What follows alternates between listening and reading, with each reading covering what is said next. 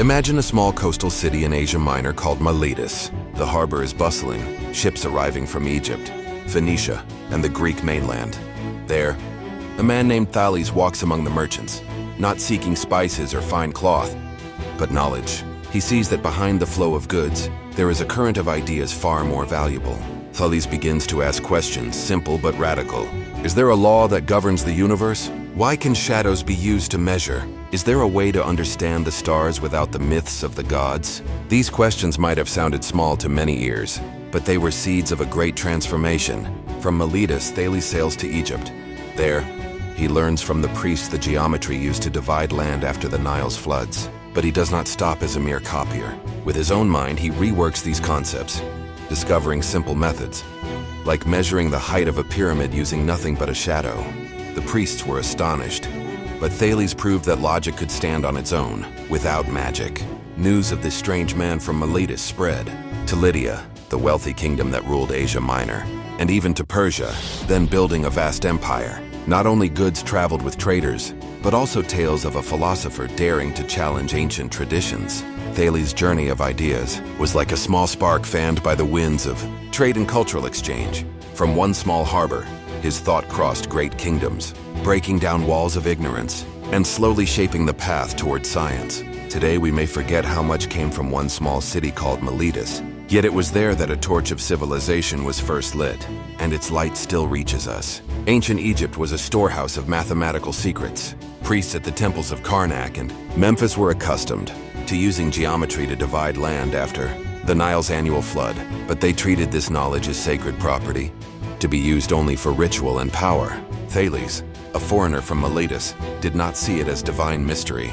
He observed, measured, and then challenged that worldview. One day before the priests, he planted a staff and waited until the pyramid's shadow was the same length as the staff's shadow. Now, he said calmly, the pyramid's height equals its shadow, plus the height of the staff. This simple method left the priests speechless. Knowledge that they had guarded with sacred awe suddenly appeared solvable by human logic alone. That was the moment. Knowledge began to slip from sacred hands and become something testable by anyone. For Egypt, Thales may have been just a passing foreigner, but for world history, he brought home more than geometry. He carried a new idea, that humans could understand the world with their own minds, without submitting to myth. From the banks of the Nile, that idea returned to Miletus, then spread with the flow of trade. What had once belonged only to Egyptian priests could now inspire other kingdoms, and so Thales' small torch began to burn brighter. The kingdom of Lydia, rich in gold and trade, regarded Thales with curiosity. King Croesus, famed for his wealth, heard of the philosopher from Miletus who could read nature without magic. The king, who usually mocked thinkers, challenged Thales. If you are so wise, tell me how I may expand my power without losing my way. Thales did not answer with incense or spells. He took a rough map and pointed to the trade routes passing through Lydia. Power is not only the sword king, he said. It also flows along rivers, seas, and commerce. Croesus was silent. For the first time, a foreigner dared to speak not in flattery, but with logic. News of the meeting spread quickly, from market to harbor. Thales may have had no army, but his ideas began to be used as strategy. From Lydia, the story of Thales flowed across Asia Minor. Not only about geometry, but about a new way of thinking, seeing the world through patterns, lines, and order.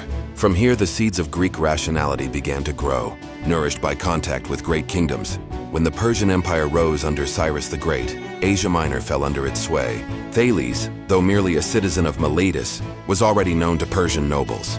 Persia sought not only to conquer land, but also to master knowledge. They were interested in anyone who could help govern a vast world more effectively. Thales was not an official advisor to Persia, but his ideas spread through merchants and diplomats. Methods of land measurement, star calculations, even predicting eclipses. These began to be valued as tools for empire. In a world stretching from Asia Minor to Mesopotamia, such knowledge was worth more than gold. Imagine, an eclipse once seen as the wrath of gods could be foretold by man. Thales had done this, and the news reached Persia, making rulers realize there was a new power, knowledge that could rival fate itself. From this point, Thales' ideas crossed kingdoms, languages, and cultures. Persia might conquer with armies, but Thales conquered with triangles and logic. Thales did not speak only of mathematics. He also tried to explain the universe. For him, water was the origin of all things. This view may sound strange now, but in his time it was a revolution. In a world steeped in myth, Thales dared to say, "There are natural laws that govern everything." He did not blame thunder on Zeus's wrath, but sought causes in clouds and air. He did not see earthquakes as dances of underworld gods, but tried to understand patterns of the earth. This way of thinking spread.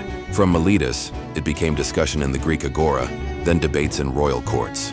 Even if many mocked it, the seed was sown. The world could be explained without the gods. For kingdoms built on myths, this was dangerous. For the world, it was the beginning of science. Miletus harbor was always crowded. Ships from Phoenicia, Egypt, and the Greek islands stopped there, carrying spices, cloth, and stories. In the bustle, Thales' ideas also traveled. He spoke with captains about the stars of the night sky. "The Big Dipper can guide you," he said, "but look also at other constellations. The sea is not just waves, it has a map in the sky." This sounded simple, but for sailors it could mean survival. Rumors spread. There was a philosopher from Miletus who could explain the sea by pointing to the stars. Traders carried this story to other islands. From one market to the next, from harbor to harbor, Thales' ideas sailed with them. Miletus itself became a new center, not just for goods, but for ideas. Slowly the city became known not only as a port, but as a place where logic and trade met. Thus Thales' role changed. He was no longer just a local thinker, but part of the global network of the ancient world. Ships leaving Miletus carried not just wine and cloth, but also the small torch of knowledge that would ignite civilization. One of the most legendary moments came in 585 BCE, when Thales predicted a solar eclipse. At that time, the armies of Lydia and Media faced each other, swords drawn, arrows ready. Then suddenly the sky darkened. The sun was swallowed by shadow. Both sides panicked, thinking the gods were furious. The battle stopped instantly. Amid the chaos, word spread that Thales had warned of this event. Whether he calculated it precisely or made a lucky guess, history cannot confirm. But his reputation soared. He was no longer just a philosopher, but a conqueror of fate. Kings began to realize there was a way to read the heavens without sacrifices or incantations. The eclipse became proof of how Thales' ideas could shake politics. His knowledge was not just about geometry or trade, but about how science could alter the course of war. From Miletus, his story reached Lydia, Media, and Persia, his name traveling with the sun's shadow. Thales' ideas left their mark on the next generation. His student Anaximander asked even bolder questions about the universe. He replaced water with the concept of the apeiron, the infinite. From this, Greek natural philosophy grew layer by layer.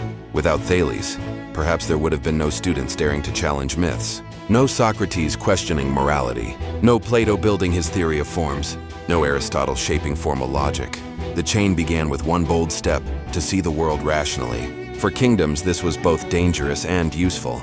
Dangerous because such ideas could undermine the myths that upheld their power. Useful because logic could build laws, war strategies, even city planning. Thus Thales' thought not only survived but flourished. From Miletus, the small flame of philosophy spread to Athens, Sparta, and other great Greek cities.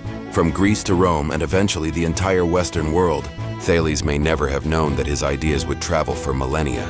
He was only a man walking in the market of Miletus, talking with merchants and sailors, yet the world remembers him as the first philosopher, the one who laid the foundation of Western thought.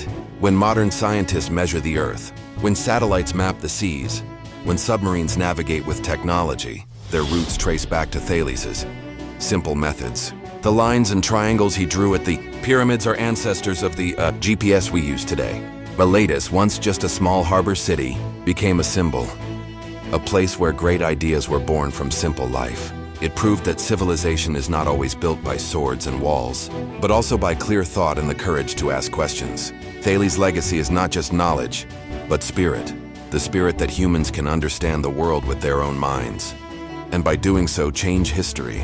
In the end, the journey of Thales' ideas is the journey of humanity itself. From Miletus, he carried a small light of logic. That light passed through Egypt, Lydia, and Persia.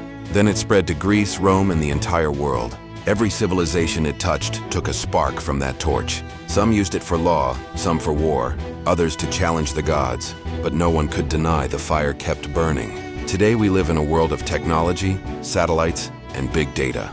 Yet behind the screens of our phones lie the same straight lines and simple triangles once shown by a man from Miletus 25 centuries ago. This is the legacy of Thales, proof that an idea, even born in a small city, can change the face of the world. So when we gaze at the night sky or measure a shadow on the ground, we are touching the same inheritance. From Miletus to the world, the journey is not finished. It continues in every mind that dares to ask,